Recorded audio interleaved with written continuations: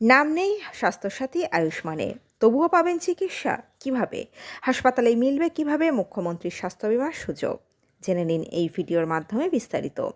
বিস্তারিত থাকছে এই ভিডিওতে। বন্ধুরা, চ্যানেলে নতুন হলে চ্যানেলটি সাবস্ক্রাইব করে রাখতে পারেন। আয়ুষ্মান ভারত ও মুখ্যমন্ত্রীর স্বাস্থ্য বিমা কার্ডের যাচাই প্রক্রিয়া চলছে। এখনও বহু মানুষের হাতে কার্ড এসে পৌঁছায়নি। তাদের আর হাসপাতালে গিয়ে ঝক্কি পোহাতে হবে না। সাধারণ মানুষের সমস্যার সমাধান করতে রাজ্যের স্বাস্থ্য দপ্তরের তরফে জানানো হয়েছে, এনএফসিএ ডেটাবেসে নাম থাকা এবং আয়ুষ্মান ভারতের কেওয়াইসি প্রক্রিয়া চলতে থাকা ব্যক্তিদের চিকিৎসা দিতে হবে। কার্ড তৈরি না হওয়া পর্যন্ত তাদের স্বাস্থ্যসাথী প্রকল্পের আওতায় চিকিৎসার ব্যবস্থা করতে হবে। যাদের কোনো রকম কার্ড নেই তাদের মুখ্যমন্ত্রীর স্বাস্থ্য বিমার আওতায় কিভাবে আনা যায় তারও দিক নির্দেশ করে দেওয়া হয়েছে। খাদ্য নিরাপত্তা প্রকল্পের সুবিধা পাওয়ার জন্য কেন্দ্রের নির্ধারিত তালিকায় থাকা দরিদ্র পরিবারগুলির তথ্যই এনএফসিএ ডেটাবেসে রয়েছে। এই তালিকাভুক্ত কোনো ব্যক্তি আয়ুষ্মান ভারতের সুবিধার যোগ্য হলেও তার কার্ড তৈরির প্রক্রিয়া সম্পূর্ণ না হলে যাতে চিকিৎসা আটকে না যায় সেই বিষয়টিকে গুরুত্ব দেওয়া হয়েছে নতুন নির্দেশিকায়।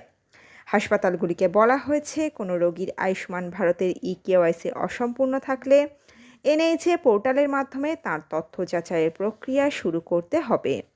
অর্থাৎ কার্ড হাতে না আসা পর্যন্ত রোগীকে অপেক্ষা করিয়ে রাখা বা চিকিৎসা থেকে বঞ্চিত করার সুযোগ থাকছে না। বর্তমানে রাজ্যে স্বাস্থ্যসাথী ও আয়ুষ্মান ভারত এই দুই প্রকল্পই চালু রয়েছে। তাই কোনো রোগী হাসপাতালে ভর্তি হলে প্রথমেই নির্ধারণ করতে হবে তিনি কোন প্রকল্পের সুবিধা পাওয়ার যোগ্য।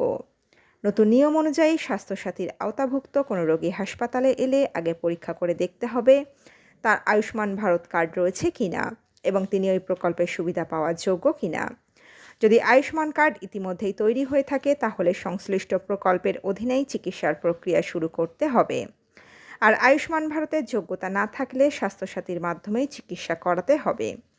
ফলে একই রোগীর ক্ষেত্রে দুই প্রকল্প নিয়ে হাসপাতাল কর্তৃপক্ষের সিদ্ধান্ত নেওয়ার পদ্ধতিও স্পষ্ট করে দেওয়া হয়েছে। রোগী ভর্তির আগে প্রযুক্তিগত যাচাইয়ের ক্ষেত্রেও থাকছে নির্দিষ্ট নিয়ম।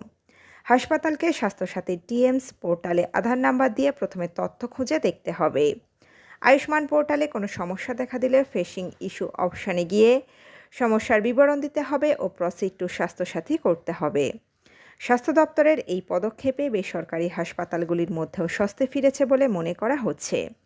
Association of private hospitals and নার্সিংহোমের সম্পাদক রাজীব পাণ্ডে জানিয়েছেন, সাধারণ মানুষের মধ্যে বিভ্রান্তি ছিল স্বাস্থ্যসাথী না আয়ুষ্মান ভারত কোন প্রকল্পে মিলবে চিকিৎসা।